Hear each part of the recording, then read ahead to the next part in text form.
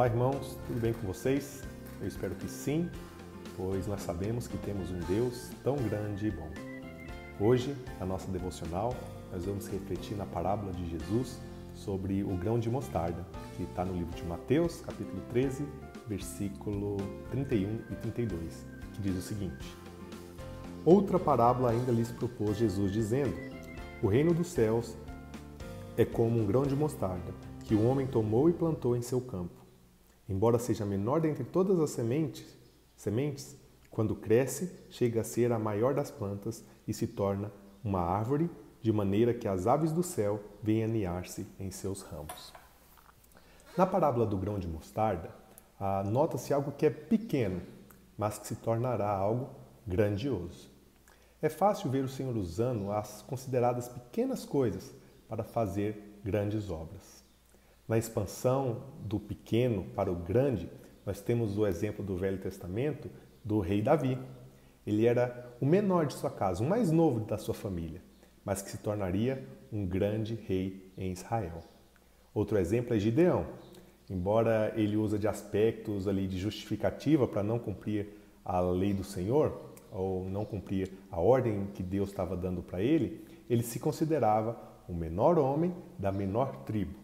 Mas mesmo assim, ele foi usado grandemente por Deus para salvar Israel. Na parábola do grão de mostarda, Cristo estava se referindo ao reino e, mais uma vez, usando de aspectos conhecidos dentre os ouvintes para explicar uma verdade espiritual.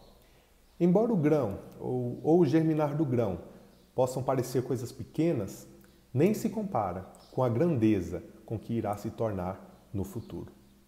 O cristianismo também começou pequeno, com um homem simples e humilde, mas que cresceu e que cresce até os dias de hoje. É claro que o mundo não se tornará cristão, mas é verdade que o Evangelho tem se expandido cada vez mais e o número dos seguidores de Cristo, ou seja, a sua igreja, é muito maior do que no começo da igreja. Jesus, ao contar essa parábola, se refere a um crescimento forte e verdadeiro da igreja. A Igreja de Jesus Cristo não é somente um grupo pequeno de crentes aqui da nossa Igreja Boas Novas ou da Igreja de Silvânia. Enfim, não é somente um grupo pequeno de determinada igreja local, determinada região. Mas a Igreja de Cristo, ela é imensa, ela é universal. E assim como uma árvore comparada a uma semente não pode passar desapercebida, a Igreja é notável, onde o seu crescimento deve ser visível. As aves descritas no final do versículo 32, que pousam e fazem seu ninho ali na planta, elas são agentes do maligno dentro da igreja. Muitas aves se abrigam na igreja e se desvirtuam e tentam levar a igreja junto com ela, levando-o para caminhos completamente antibíblicos. Isso já aconteceu na história da igreja, de líderes que se corromperam e desvirtuaram completamente a igreja. Irmãos, nós devemos estar atentos para com aqueles que querem destruir ou desvirtuar a igreja. Isso geralmente acontece de dentro para fora. Outra aplicação, irmãos, é que não podemos parar de pregar o Evangelho para que o reino cresça ainda mais. Quanto mais adoradores, mais adoração para o verdadeiro Deus. Um escritor, que eu não me lembro o nome dele, escreveu o seguinte: missão existe porque adoradores não existem. Um parênteses aqui, meus irmãos, porque depois que eu terminei o devocional, eu fui olhar de quem que era essa frase, e essa frase é do John Piper, tá bom?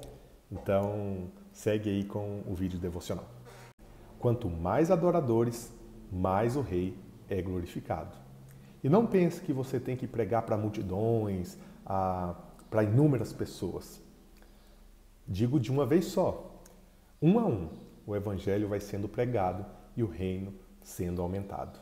Algo que parece ser pequeno agora, mas no futuro será algo grandioso. Que o Senhor nos ajude a colocar em prática as verdades que Ele quis nos ensinar através dessa parábola. Amém, meus irmãos? Tenha uma boa sexta-feira e até o nosso próximo encontro, se Deus permitir.